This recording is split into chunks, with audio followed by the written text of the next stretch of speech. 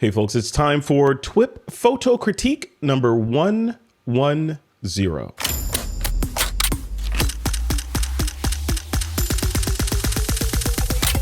This is TWiP. Hey, welcome back to another This Week in Photo Critique. This week's topic was Earth in honor of Earth Day, which is coming up this Wednesday, April 22nd. We thought it'd be appropriate to focus our lenses on our mother planet and see what the TWiP community came up with. Troy Miller, what do you think? Did we get a lot of earthy shots this week? We did. I think we have like 20, 21. We got lots of images. We got lots of images in there. Yeah. Some more earthy than others, I'd say. But yeah, but yes. I mean, technically you could say everything is an Earth shot, right? Because it's taken here for the most part. Yeah, technically, yeah. Yeah, we got even Hubble shots were, the Hubble was made on Earth, so you could technically say that's an Earth shot. Yeah, you can stretch that topic a lot, but yeah, we've got a lot of very good images. So yeah, it's very good. Yep. So before we dive in, we're gonna increase the speed a little bit on this one because we have so many entries, and if time allows, I want to have you dive in and get your Wacom tablet out and do some magic on one or two of these if you're game for that. Yeah, definitely. Okay. All right. Well, you ready to dive in? Yeah, let's do it. All right. So our first shot is from Amy Brooks. Thank you, Amy Brooks. Pretty. I like that. So what I do with dandelions is I light them on fire. So I know it's predictable for me, but aside from that, very cool shot. I love the composition. I think it could be a little bit tighter. We don't need to see the horizon in the background. Just really come in on that dandelion in that wet grass.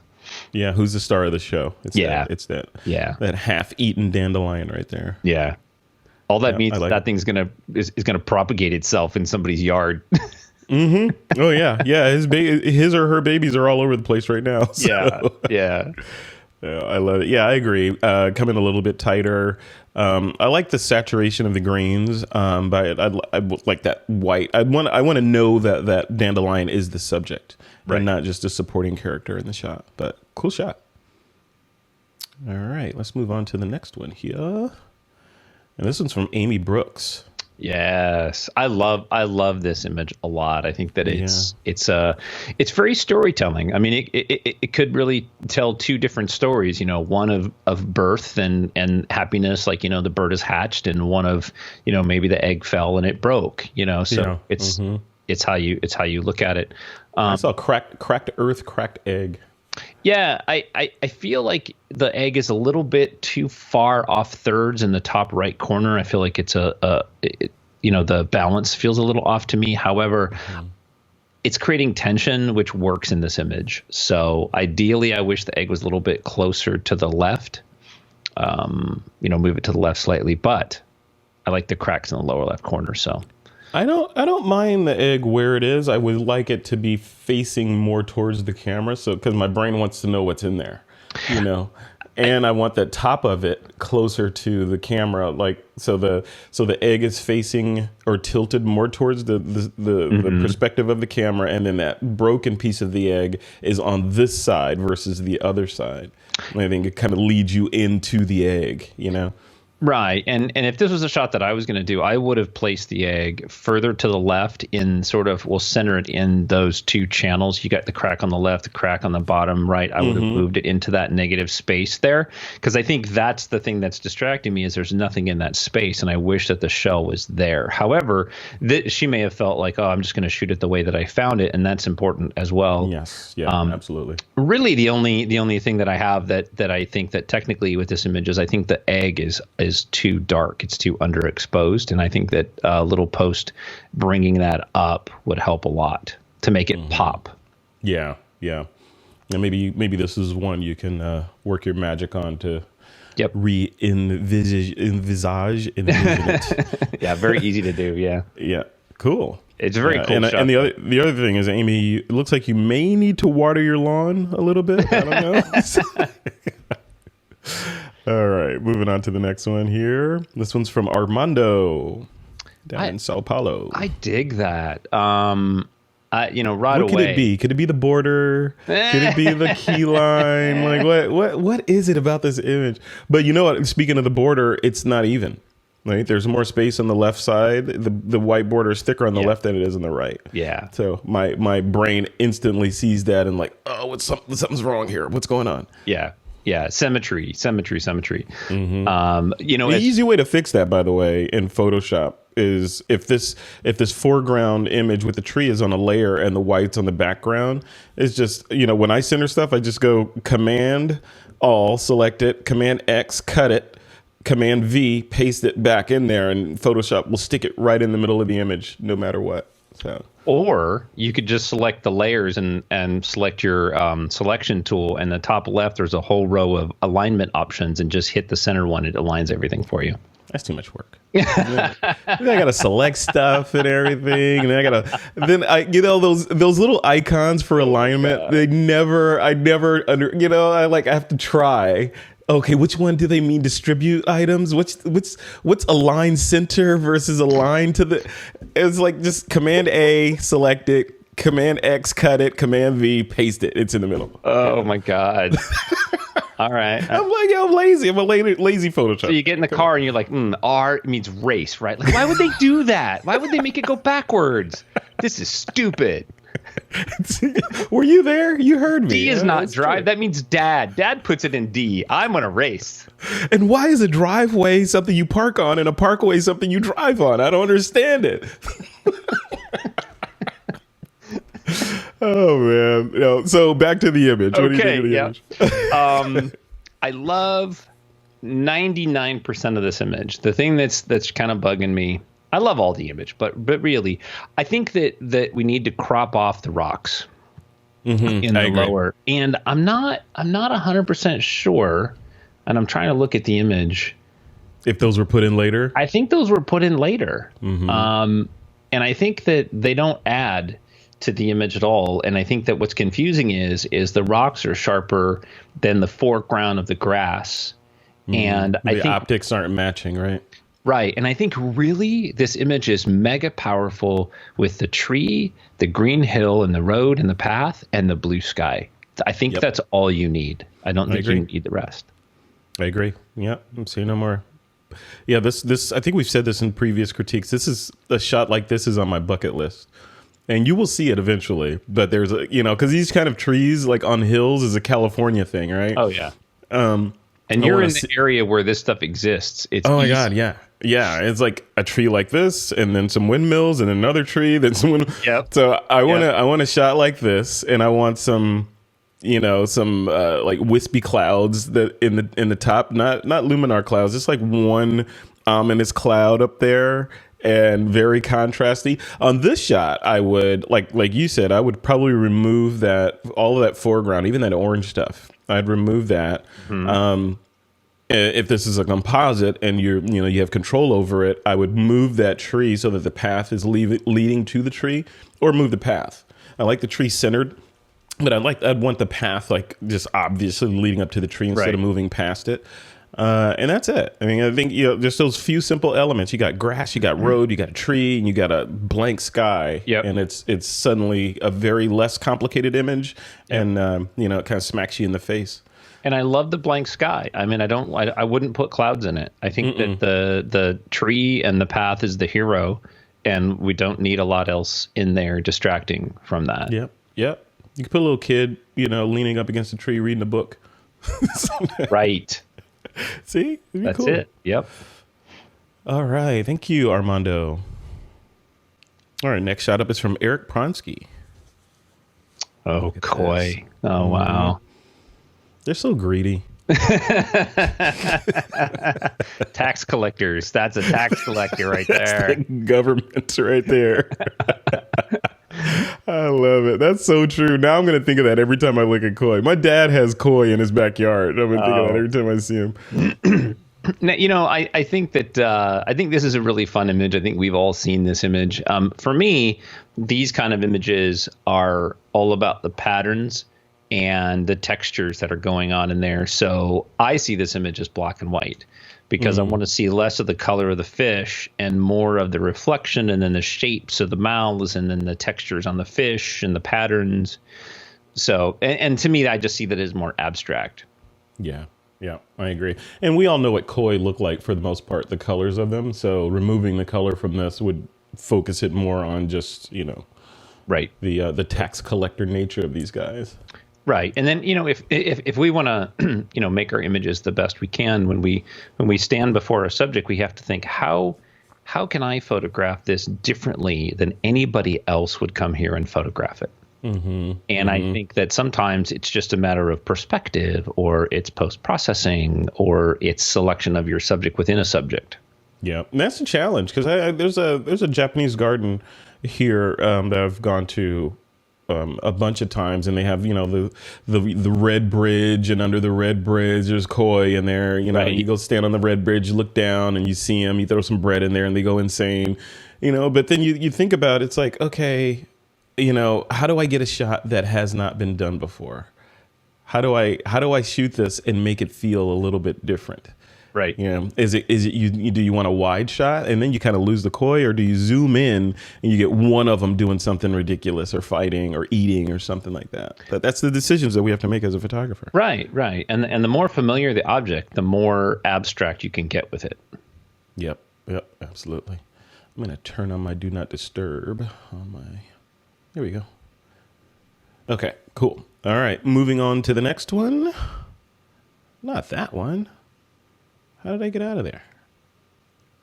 All right. Is this the edit point? No. Where's Eric? Okay, here we go. Okay, moving on to the next one. Here's Freddie Sedano. Yeah, that's There cool. are no toys in this shot. What is going on? There are no toys. Well, no toys in this shot. And wait, is it me, or is that Horizon Cricket? Yeah, the Horizon's Cricket. Freddie Sedano, is that Horizon Cricket? Select all, or Command R, and just drag a corner. I don't know. I like this though. I mean, this is like, I'm seeing a lot of drone shots now, and it's inspired me to take out the Mavic. What do you think about this shot on the merits of the horizon notwithstanding? What do you think of the overall shot? I love it. This, to me, again, this is one of those black and white images, because it's about the shape of the shoreline and the reflection on the water. And I know that sounds kind of cliche, especially coming from me, that I like black and white so much. But in reality, black and white really kind of gets us into more graphical elements. Yeah. So I think making it monochrome and cropping off the horizon almost to those little fingers reaching out into the water. Yeah. And then we have this sort of abstract look. And I think it's a great shot. And I will say that his toy, I think, is the drone. So I think that's what he's... There you go. Yeah. Yeah, there you go. But looking at the shot, my brain is searching for a point of reference so I can understand scale. Oh, so, yeah. Right, looking at it, especially if you crop out that horizon, looking at it, I can't tell. Am I looking at this? Is this from space, or is this from just a couple 100 feet up? Right. So...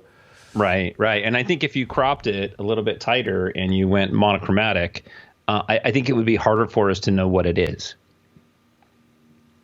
Yeah. Let's take a look here. Yeah, I agree. Yeah, I like this very much. All right, moving on to the next one. Thank you, Freddie Sedano. Thank you, Freddie. All right. A landmass, and so far all of these have been on topic, right? Yeah, they've been great. On topic for Earth. This is Earth Day, and these are all aspects of the planet that we're actively in process of trying to destroy. But not lately. Lately, it's been doing a little bit better since we're staying off of it. I know, exactly. It's taking a breath. Yeah. This is beautiful. I love these sort of seascapes. And I just love the story of, that piece of Earth that's out there, because at one point it was connected to the mainland, right? And then through time and erosion and just, the elements, this is broken off somehow. And this is just sort of this isolated piece out there with its, brothers and sisters, kind of hanging out. So, yeah, I agree. Yeah, I like this. These giant land masses, well, again, scale, right? Assuming these are giant land masses. I see some birds, I think, flying down there on the lower left, so I can kind of get a sense of scale in there. But I don't know. My brain always thinks about, okay, this looks like grandiose and huge, but how huge is it? Right. And, that's one of those kind of things where you've got to decide when you take the shot, like, do I want to show scale or do I just want to grab that subject? Because, maybe for James, this spot means a lot to him. So he just likes to see the rocks up close. Right. Where we don't have the scale because we've never stood at this cliff edge and looked at it. So some of that is the creator's perspective. Yeah. Very cool. James Glennie, good work, man. Thank you. Yeah, I love it. And where is this an aerial or were you just standing on a cliff? I'm gonna go with cliff. Right. Yeah, it looks like it. Yeah. Mm-hmm. Oh, looking at this, if there was space to do it, because who knows what's in the foreground there, I would have liked to have seen less blank space at the top and more of the reflection of the rock formations below to give it that sort of reflection symmetry. Yeah, I do like that. And this is also one of those locations that you could shoot a dozen different ways, but a long exposure, allowing the water to soften ever so slightly would create a little bit more depth. Oh, yeah. Because the sharpness would be the rocks and then the water would be slightly soft. It doesn't have to go super silky. Maybe try that too, but this is a place that I would return to over and over and over. Yeah, no, I dig it. Yeah, but then again, depending on your camera system and the gear you have with you this time of day, especially in California, it's hard to get a slow shutter speed unless you got an ND filter handy to slow it down, right? Right. Or if you have an early Sony A7R Mark I or Mark II, you can run smooth reflections. I don't know if other applications or other cameras will do that, but it'll stack photos and make it look smooth in camera. Yeah. And what do you think about the border? I see what he's trying to do. Put the border on there to sort of bring out the green surfaces. I'm okay with the border. I like it. Yeah, I like the separation. Yeah. It looks good in our presentation, with the black and everything. Yeah, for sure. Cool. Good shot. All right, moving right along. The next shot is from Lamb. Sent us an email with the correct pronunciation of his name, and he said his name is pronounced like what sounds like in English as lump. So I don't know if I want to stick with Lamb or go with lump because I feel bad saying lump if I'm saying it wrong. But I'm going to go with Lamb for now, and then to get it nailed perfectly. Right. I'll get it one of these years. Right. But here's his shot. What do you think of this one? I struggle with this image at first because I love abstracts and my brain is looking at this trying to figure out what's going on, and then it takes me a second to think about it. So it looks to me like this image has been solarized to give it sort of an abstract-y appearance. And I kind of dig it. I think that in context of a series, maybe it would tell a better story, but as a single image, I see, these tall buildings in the background. I see this tree that's been knocked over. I kind of see this like an invasion of, humanity into nature kind of thing. Mm-hmm. Yeah. Yeah. I know it feels like when I first saw this shot, I was like, okay, what's going on here? And then it felt like the foliage is solarized. I'm like, okay, why is that foliage solarized? And then it feels like there's multiple elements in here. So there's the green foliage, and then the blue cityscape in the background, and then the water, and then this pile of what looks like compost or just this tree that's fallen over. So I think to focus, I think the strong part of this image is the root system of this tree. And kind of showing, or the tree itself, just the whole tree. Right. And if the whole tree with the snow on it, et cetera, is the focus, then I don't want to see that city in such detail back there. I don't need I want a hint of it because maybe that's part of the story he's telling, that, hey, the nature giving way to industrialization or something, right? So I get that, but my brain is looking all over. I see water, I see stuff in the background, I see foliage on the right. I just want to, I want a hero or a star of the show. Right. Yeah, there's a lot going on in this image, and that's always tough. Yeah. Let's see. All right. Thank you, sir. Notice I said sir. instead of attempting the name butchery again. All right. And Lam, I'm glad to have you in the group, man. Definitely. All right. Next shot is Mark Charette. Look at this. I really like this a lot. Because it also looks like the dirt that's falling is being blown. And I absolutely dig that part of the shot. I think that we have too much upper image. I think we could crop off the top quarter of the image. I don't think we need that. I think if we stay tight on the hands. But what a good story. What a great conservation type shot. Yeah. Yeah, this looks, it could go either way, right? It looks like it could be a campaign of, save Australia, right. Or it could be a campaign, look what's happening in Australia, that, there's not a whole lot of nutrients in this area, and this is the condition of the soil. Or it could be the opposite of, we're planting these seeds to regrow this area after the fire, et cetera, or something like that. I do wish that the clump of dirt was lit better. Maybe he was trying to get the light to fall on the plant element there. I'm not quite sure, but that band of light is drawing my attention away, and I feel like it seems like, based on focus, it's probably a bunch of different things in there. So maybe some dodging and burning would help with that. But what a fun shot! Yeah, it's really.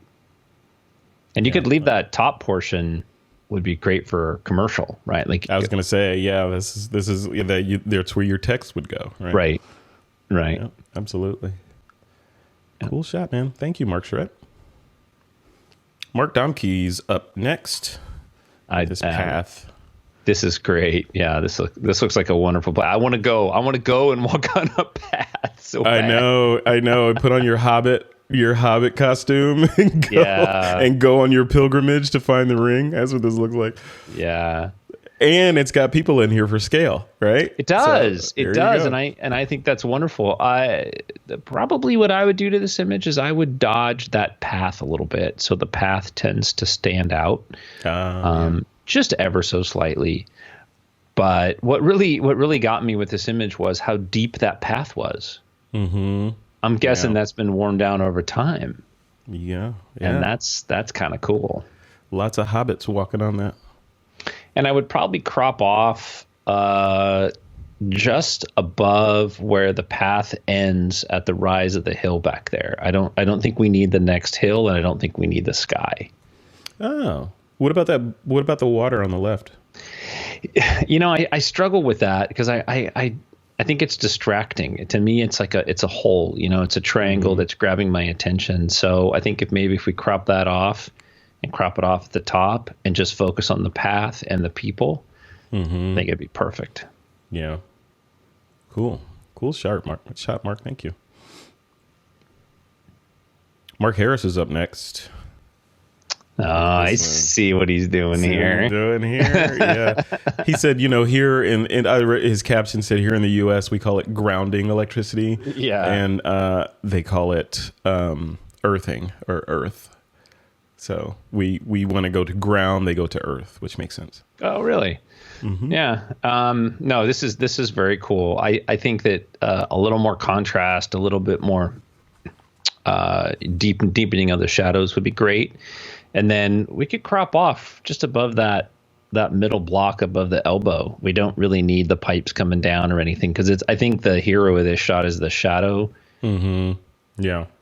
So, because if you cropped it down, it would draw your attention to that shadow and to what's making the shadow, and then what is it all about? And that's that, the ground on the pipe, or the earth wire on the pipe. Yeah. And because he left the shadow in, that's part of the subject. The uppermost part of this image really doesn't need to be there. You could almost crop it crop that first block off, the top block.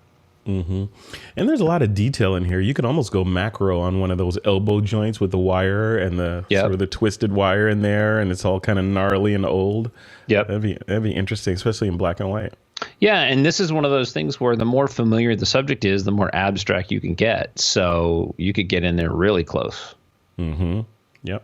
Yeah, because you don't really need all the cinder blocks and all that stuff. It's not really telling the story. Well, depending on the usage of the image, right? So Right.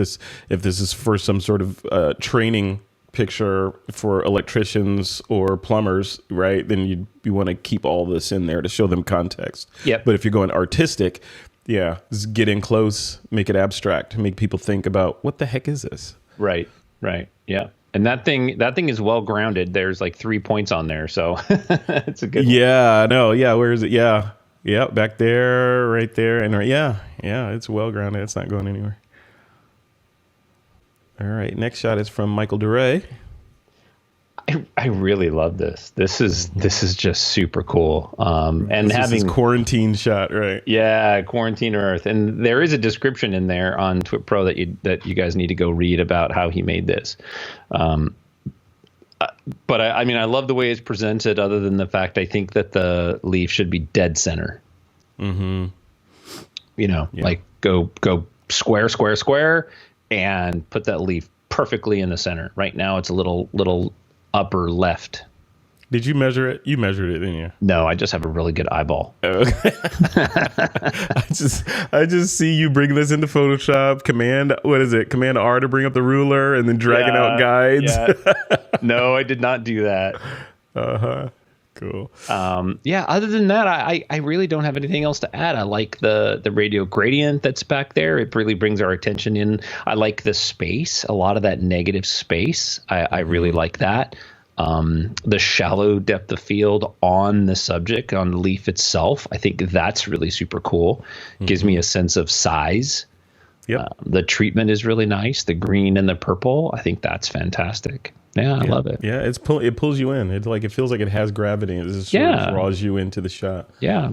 Yep. And it's so simple. It's beautiful. Yeah. Except for it's not centered. Not centered. Yeah. Yeah. Michael's stuff is getting a little bit more artistic over time, right? You've noticed it's really gotten a little bit. Yeah, I think he's found his stride. I love it. There you go. That's what it's all about. What did someone said? It's like 10,000 bad pictures are loaded into your shutter finger, and the only way to get them out is to press the shutter button. Yeah, I think I had a little more than 10,000 in my time, but yeah. Right. Yeah. Million on my side. But cool shot, Michael. Thank you. Bravo. A lot of Michaels. Michael Morrison is up next. That's 3 mics in a row, right? We had Mark. We had 3 Marks in a row. Mark Charette, Mark Domke, and Mark Harris. And now we got Michael Duray and Michael Harrison. Marks and Mikes. Yeah. Taking over. And Michael Rhino's coming up after this one. So. And then Mike Doran. Holy cow. A beautiful image. Really, really wonderful. I'm really glad that the tones of the tops of that tree are brighter than the rest of the forest and the floor. It looks like it's been intentionally burned down, which I really appreciate. I think that really helped the image a lot. Yeah, you know what? I was looking at this shot. I agree with everything you said. And I looked at this and I instantly thought of, it's because my brain is in this mode right now of special effects and levitation and stuff. I thought, man, this would be great with like a levitating person in there, in the middle, just sort of floating like for no reason, or doing just some kind of character in there doing something. Even in your case, like if this was a portrait or a bridal background, having a bride sort of just laying there. You're not laying, but like, crouching and like holding something in her hands. I don't know. It's just, it feels like it's the perfect background for something. Yeah. Well, it's a perfect plate to do that. If you get the perspective right back there by those 2 ferns in the lower left, you could have somebody that's just barely hovering while they look kind of off into the trees. Like it's totally normal for them to float off the ground like 6 inches, I used to do that with my guys at wedding ceremony. When I photographed the guys at a wedding, I would have him jump, but just try to look natural, right, and bring his feet up and everything. And then that would be the shot, and it would always take people by surprise when they saw it later because they're like, "Oh, what a great what? How's he floating? Yeah, exactly. Yeah. It takes like 12 tries, though. We don't always have time for that. But yeah, and you got to do it at the end of the day because you don't want to do it before the ceremony and get them all sweaty and right. jumping around. My only recommendation to this image, the way that it's presented, is I feel like we have too much negative space to the left and a little bit on the bottom. Mm-hmm. So I would crop the bottom up a little bit and take off about a third of the left so that the tree is really the hero. Yeah. Yeah, maybe that's why my brain is going to background because it's off center like that, and it's asking me to put something in that space, kind of like in the lower left rule of third quadrant. Yeah, now I will add, if you want to keep this space open like it is now, what you'd want to do is in the lower left corner into those trees, you'd want to add a little bit more highlight detail. So you've got that would be your secondary hook. So it would feel like there's space back there that you could come from, enter the scene, and then see the tree. Right now it's so dark, it really has no interest. It doesn't draw me there. It doesn't draw my eye there. So it's kind of a negative space. It doesn't do anything. Yeah. Yep. I agree. Good work. Such good work. It's great. Yeah, I like it. We got to go back. We got to go back to like our first critiques and look at those images. Maybe we'll do that at the end of the year. We'll do like we'll pick the 12 best of the the 12 favorites of the year. No, actually no, we do it every week. So it'll be 52 favorites of the year. Yeah. Oh, we should totally do that. Yeah, the 52 favorites of the year and do something special for the favorites. Do a highlight. Yeah. Mm-hmm. I dig that. That would be fun. All right, moving right along. Michael Rhino, another Michael. I like this shot a lot. This is an image that I played with a little bit in post, so I may have a demo for this. But the layers are just absolutely amazing, and I love how the mountain is such a contrarian to the dunes, not only in shape but in color. Yeah, no, I agree. This palette is really, really nice, and it just sort of draws you in. The first thing, when I look at the shot, the first thing I look at, usually you look at the brightest thing in the scene, right? But because the 3/4 of the shot is bright, my eye goes to the darkest thing, which is the mountain range.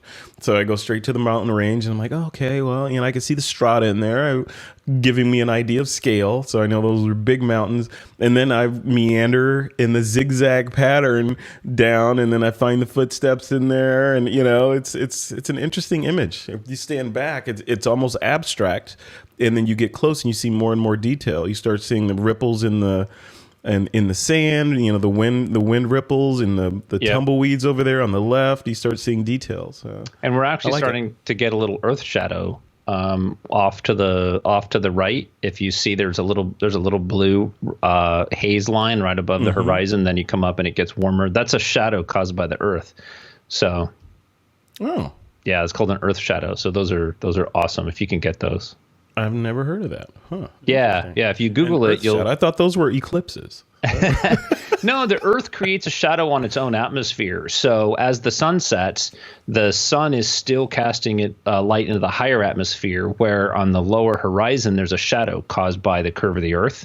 Oh. And so if you have like a perfectly clean horizon, you'll see a blue layer below. And then above that is the warmer horizon layer, and that's the higher light, where the sun's hitting it. And it's called an Earth shadow because the Earth's creating a shadow on its own atmosphere. I'm going to Google it after this. Yeah, Google it. Yeah, I actually tried to find an image that I have to put in there to talk about it, just to show. It's when you see it, you'll know, but now you'll know what it is. Yeah. Well, cool. This is a great shot, and it is right in the side pocket of our critique topic, right? So yeah. The only thing that I would do to this image is I would probably pull some of that blue, which is the light that's in shade, and I would take out the footprints in the back and the foreground. And you can do that, and we'll either at the end of this recording or in a separate YouTube video, embedded in the page, because this video is going to be pretty long with 21 entries. Yeah. We'll embed that demo in the post for this. So if you are watching this on YouTube, click in the description. It'll take you to the page for this critique, and you'll see the Troy's edits. Yeah, and we'll do that quick. Yeah. Yep. All right, Michael Rhino, thanks for that. Next shot is Mike Doran. So I'm guessing the topic is he's on Earth, Yeah, this one, I don't think this one's on topic. I like the motorcycle, though. flying through the Earth, around the Earth. Well, like we said at the beginning, everything is on Earth. So He's grounded. He's grounded. He has Earth on his boots. He's fighting gravity. How about that? He's fighting gravity. Yeah, he's fighting gravity, which comes from the Earth. So well, let's he's go with using that. gravity and a little bit right here to hold him down, right? That's right. We all are. Presumably. I do like the shot though. I like the motion blur. I like the background nice and soft. I like all that. Yeah, good I timing. like the shot, and I hate it. I like it because it's always technically perfect, but whenever I see one of these Mike Duran motorsport shots, it makes me want to go get my motorcycle, and I haven't gotten it yet. So it's teasing me with this. Right, and go power slide around a track somewhere. No, that's not happening. That's not happening. I will be a safe and sound rider when I get my bike. So I would like to live a long time. Yeah. So, no, this is cool. This is a cool shot. You know, always perfect panning, tack sharp, expression on the face with this rider, foot down. I mean, you know, Mike clearly knows what he's doing with these shots. And I always look at shots like this knowing that this guy's a pro rider because of that right elbow being up like that. That's the best position to be to give you the most strength to hold that the handlebars where they're supposed to be if you have your elbows out from your body. Amateurs that do this and play in the desert, their elbows are low and you don't have any power. So I like that. Yeah, I like the fact he's got those elbows out, so he's got a lot of strength and control there. But just things you see. Yeah, I love it. Cool. Mike, thank you for the shot. All right, next shot up is from Peter Levshin. Peter bringing joy and happiness to people around the world with this shot. This is fantastic. I mean, you know, from a photojournalistic standpoint, this I mean, clearly horrific of what humans are doing to the planet. From a photojournalistic or a photojournalism standpoint, these kinds of shots do what they're supposed to do, is bring awareness to situations that people would normally not have access to or not be aware of. So right. Bravo, Peter. Good job. Right. And the idea that we don't have a trash problem in this, on this globe is false. You know, we have a lot of problems and trash being one of them, and trash in places like this is perpetuates disease and illness and, you know. Yeah. I saw this shot. Do you watch I think you said you don't, or you do, Westworld? The series on HBO. Did you see the latest episode, number 6? It was just released yesterday or day before. No, I haven't seen the last one. Okay, you're gonna dig it because it made me think of this shot. Oh, wow! The reason it made me think of this shot is Ed Harris's character went on this sort of diatribe about Earth, and he was talking about, it was completely negative, but he said, you know what? Humans are a thin layer of bacteria floating around on this rock, doing everything we can to destroy it. Yep. He said, we're like microbes on a rotting corpse. Hey, at the end of the first Matrix, Mr. Smith is talking about how humans are viruses. Yeah, I've always thought that. Yeah, we move in, we consume. Yeah. Consume all natural resources and move on to the next thing. Move on, yeah. So we need to be someplace where there are no natural resources, like Mars. Yeah. Elon Musk. Yes. So, I mean, this image makes me sad. It really does. It's just one of those kind of things. But I realize that, recognizing that this exists in the world, and I don't know if you saw this, but there's a cat in the lower left corner. There's a chicken in the lower center and a rooster in the right. I see them. I'm looking at them right now. Yeah.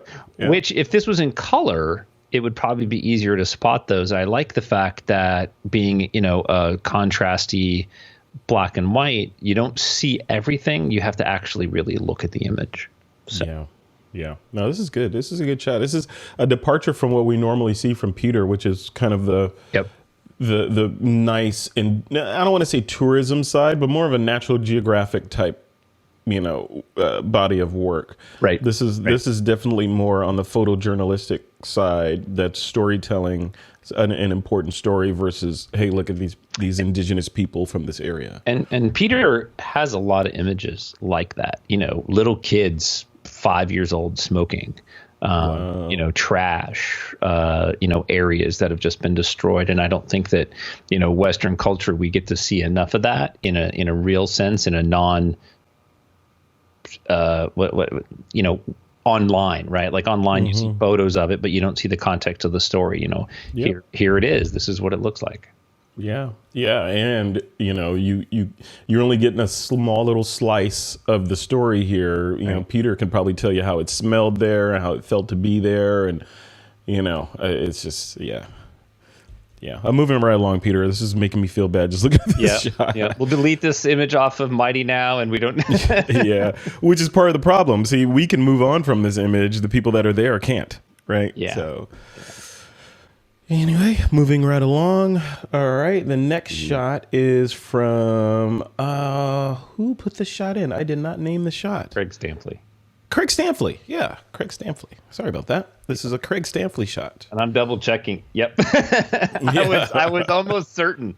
Right? That's that gorgeous Australian coast, and he shoots a lot of the drone shots of the abstract there, which I just love this. This should be huge.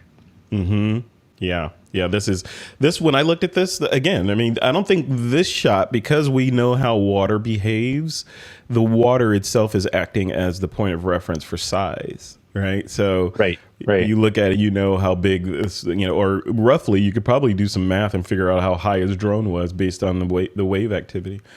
But yeah, I dig this. I dig the rock formation at the top, and then just sort of gradually leading into water on the bottom. We got browns and sort of aquamarines and whites in here. It's yeah, nice. Yeah, beautiful toning. The only thing I would suggest in this image is maybe take down the top third of the image. Just bring the highlights down ever so slightly, just so that the highlights don't leave the page, don't leave the top of the image. But it would have to be super subtle, and just a little bit, not much, if any. Yeah. But I like how it's nice and sharp corner to corner, so it feels flat, which is challenging for a drone. It is. Well, not really. I mean, you put it up there, aim the camera straight down. The composition is hard. Well, right? Yeah. Well, maybe for you, because you crash drones, right? Well, I do crash drones. Yeah, I do. Thanks. Thanks for putting that out there. The drone kamikaze pilot. Right? That's why I'm not allowed to have another one yet. Yeah. No, I dig this a lot. Yeah, and it's tack sharp. It's beautifully done. So. All right, Craig Stampley, thank you for that shot. Let's move on to the next one here. And look at this one. Who's this one from? This is Karen Sweeney. I like Karen Sweeney. Look at that. See, this is what I'm talking about. Like, you got the hero of the shot. You're using the bokeh correctly. We don't need to see all the detail on the rest of the characters in this shot, and it fades off into nothingness. That bokeh is just crazy with these lenses. I wonder what lens she used for this. I don't know. You could do a lot. I'm guessing it's not a super long macro. If it is a macro, it feels wide enough that everything is close. Or I don't know. Maybe it's compressed. Macros are hard to read. But I do love the fact that the center of the flower is nice and sharp. It's sharp out mostly all the way out to the edges, and then the edges themselves tend to be a little bit soft. I like that. I know a lot of people that photograph flowers would say that the whole flower, the petals and everything need to be sharp. But I like it like this. I only have one nitpick. Wait, let me find it. Can I find it? Yeah, you can find it. Let me see if I can find the Troy Miller nitpick. Is it the highlight of that red at the bottom? No, it's smaller than that. Oh, I don't know. What is it? On the petal at 3:00, there's a little black speck on there. Oh, I thought that was on my monitor. Okay. I totally thought it was on my display. I moved the window so I could make sure that it wasn't on my screen. That's cool. Yeah, that's minor. I know. That's like 3 pixels. But cool. Nice cool key line, nice color, nice saturation. Maybe take that highlight down in the lower right-hand corner a little bit. Just really get rid of it, so it doesn't distract anymore. But great image. Yeah. Very nice. All right. Next shot up. Apparently this is This is a shot that was taken in Norway. Who's the Jim Peters. Jim Peters. Jim Peters. Oh, I thought that there was something on my screen. We're talking about screens, but on the image, there's like a power line or something that has little dots on it. Oh, now that you say it, I see it. Yeah. Oh, yeah. I would have taken that out. Yeah. I would have taken that out. That's where I was in a going to go heartbeat. with that. Yep. Yep. What else would you have done to this shot, if anything? I think that and it's hard to say looking at it through Mighty, but contrast maybe a little bit, bring those highlights up in the back just short of blowing out, because I know that it should be bright. It looks like it's backlit. But I don't see a lot. Maybe take a little off the bottom.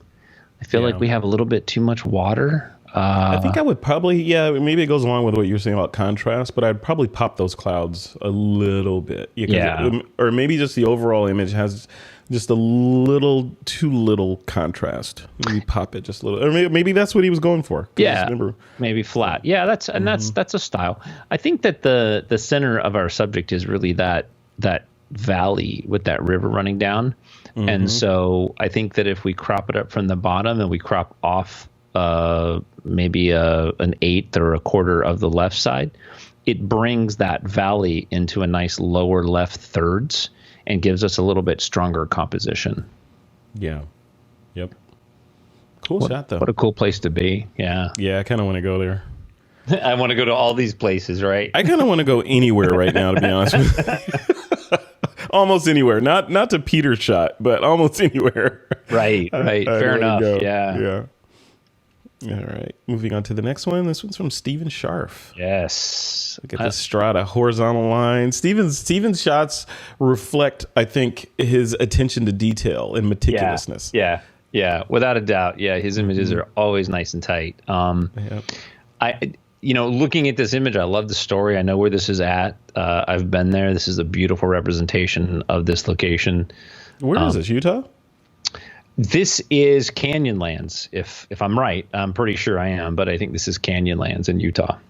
In Utah, okay. Yeah, outside Moab. It's a fun place to photograph.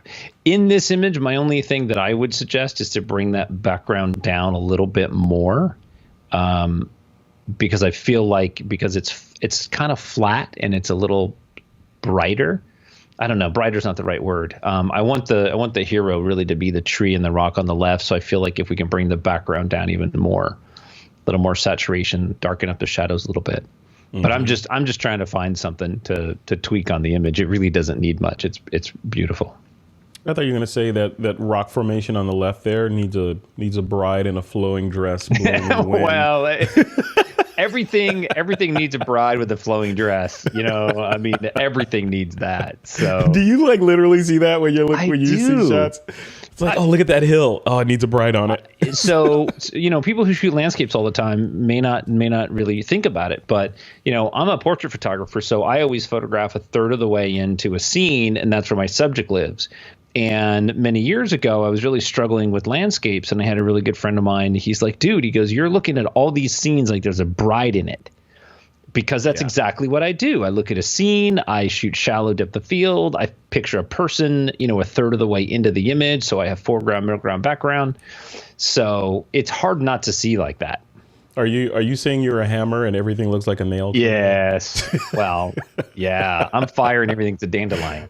You're like an amazing, world-class hammer. Right? I just see the world that way. So, and then I have to override that when I shoot landscapes. Like, oh, I need more depth of field, and I need wider, and I got to look at the composition, leading lines of the landscape. So, yeah. So that's cool. one of the elements of this image that is my favorite is the far right along the horizon is that little tiny cloud right above the mountain range back there.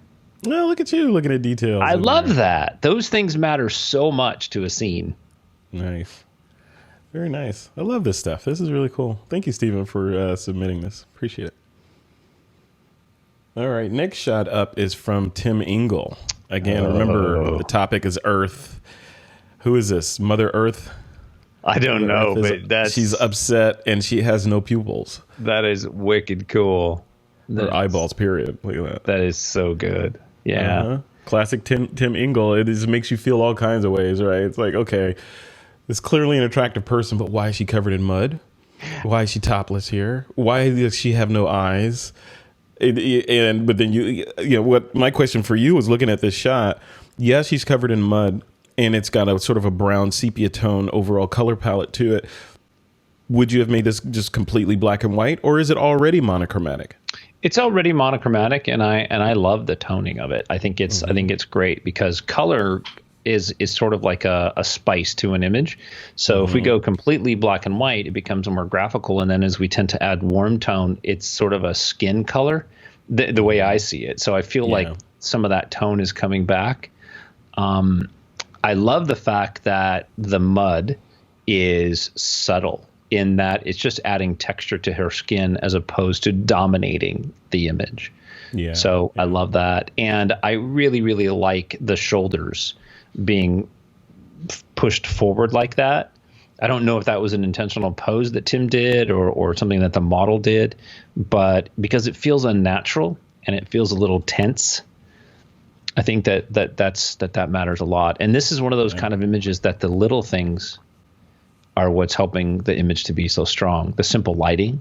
That's what I was going to key in on, was the lighting and how Tim is not afraid to play with shadow, right? You've got lighting in an atypical position behind to the model or off to the side back there with a distinct, obvious shadow towards the camera. Yeah, this is perfect. You don't see that a lot. Yeah, this is perfect Rembrandt light. But with no fill. Yeah, well, Rembrandt light doesn't have to have fill. I mean, Rembrandt is that triangle underneath the opposite of the eye. And this is short lighting. So it creates more mystery. We have that shadow on our side. You've got that perfect triangle underneath the shadow side eye. And it looks to me like it's one light. And you could do this with just about anything. It's really quite spectacular. So yeah. Good shot, Tim Ingle. I kept trying to find something wrong effortless. with it, but Tim Ingle makes this stuff look so effortless. Right? And he didn't cut off any appendages that offend me, so it's great. That's right. I love it. All right. And this last entry is by some amateur. I don't know. Oh, Troy Miller. Look at that. No, this is fantastic, man. I love this. Where is this at? This is actually out at El Mirage Dry Lake Bed. It's a place we go dirt bike riding and camping, and this is at the far end of the lake bed, and you're just looking out across the lake bed with the mountains in the background. It's just took this on one of our riding trips, and I wish we. Is this one of those lake beds like they have in Death Valley where you get those crawling rocks that make their way across? No, this is they don't do that there, but this is a SCAT certified speedway where they go out 3-4 times a year, I think it is, and they do high speed runs, and you can go out there and watch people on homemade scary pieces of equipment go 200 miles an hour. Oh jeez, it's awesome. It is. And try not to vaporize themselves, right? Yeah. You can look up the schedule.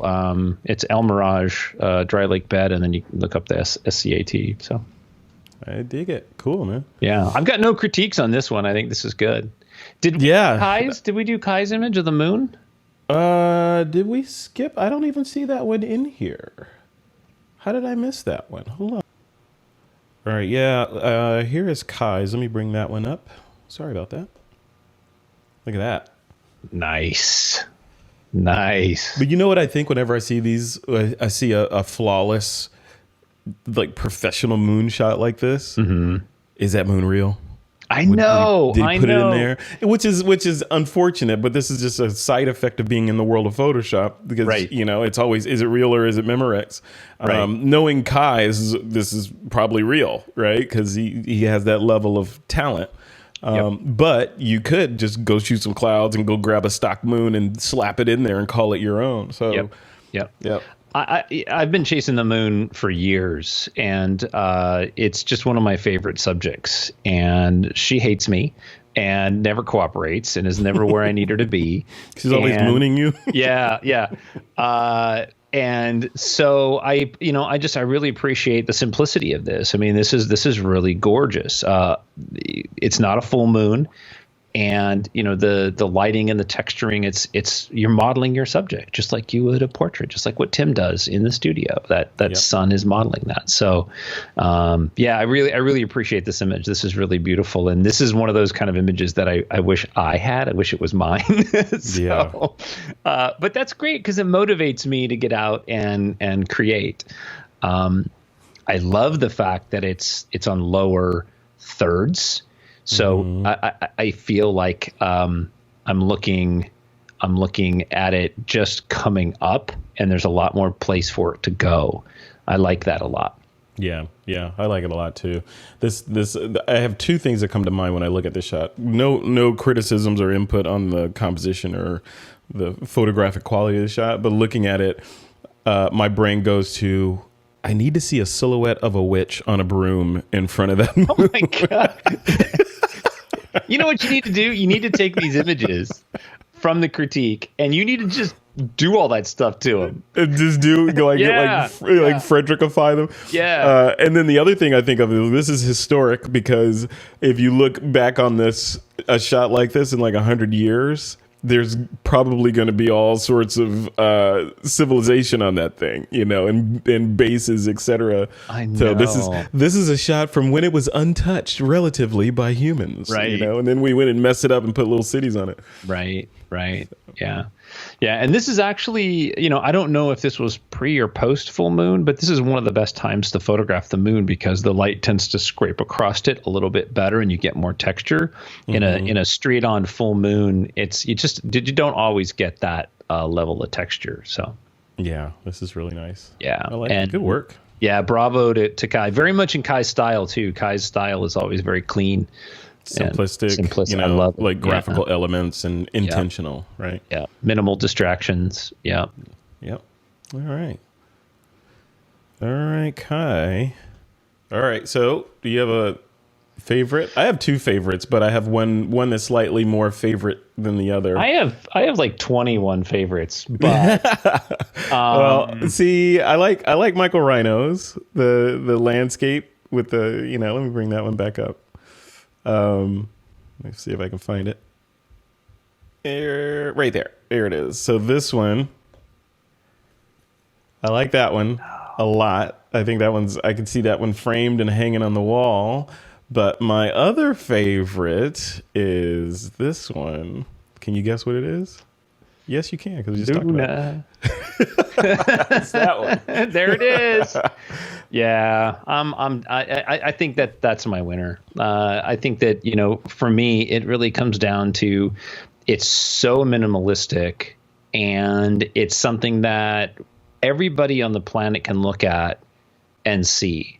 Right. So to me, especially right now with quarantine, everybody is sort of in the same place, and we can look up at the same moon and sort of feel a little unified. Maybe that's just taking it a little too far, esoterically. But no, I think it's fair. It's interesting because we picked this one. The topic was Earth, and we're picking a picture of the moon as the winner for the Earth category. But I think it's fair because it was, I don't think it's a stretch to say it was taken from Earth, and you're on Earth, like you said, dreaming of this other world, because of all the craziness that's going on down here. Wouldn't it be nice to be on a world that doesn't have any of the issues that we have, and it's just right there? It's only 6 days away. Let's go. Yeah. And the clouds are from Earth. That's Earth's atmosphere. So. Yeah. And, technically speaking, if you want to get really geeky about it, depending on what theory of the moon's formation you subscribe to, that is part of the Earth, right? So as is a part of Earth that got knocked off and then coalesced into our moon, and there it is. So that's at one point, it was true. I mean, at one point, that was part of the planet. Just saying. Yeah, I'm a nerd. I'm okay with that.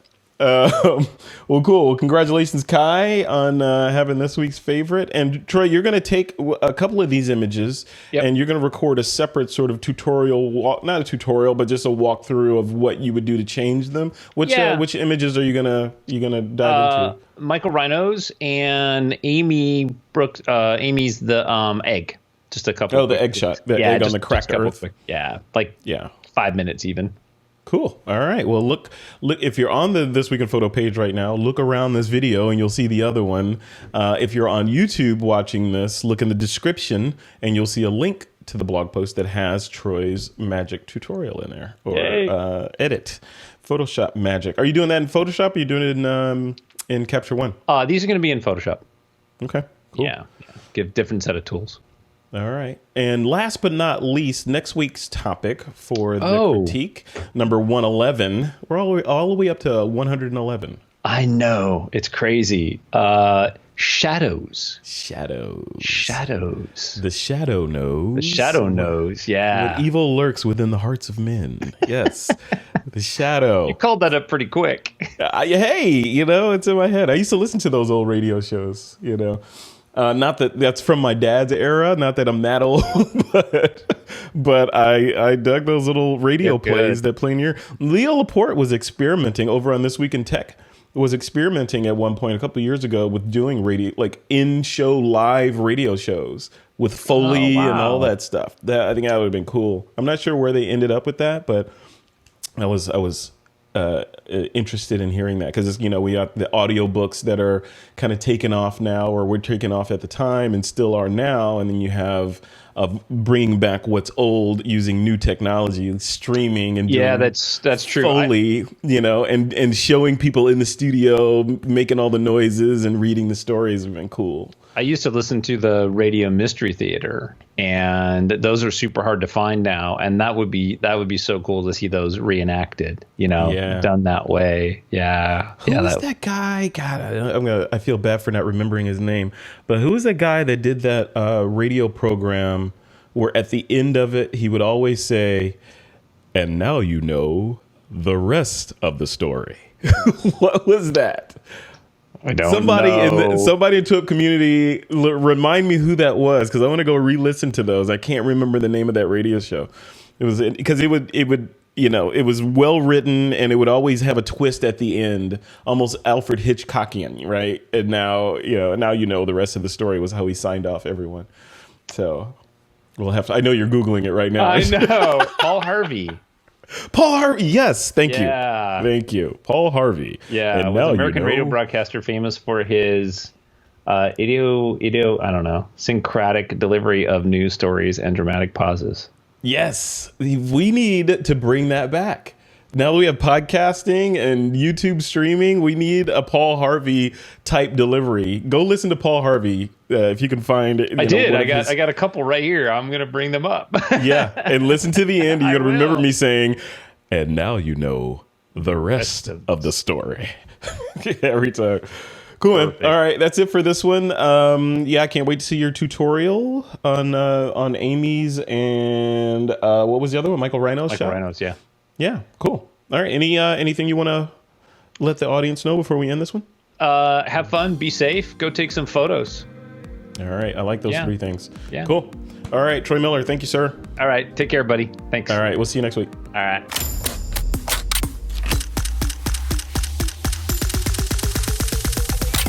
This is TWiP.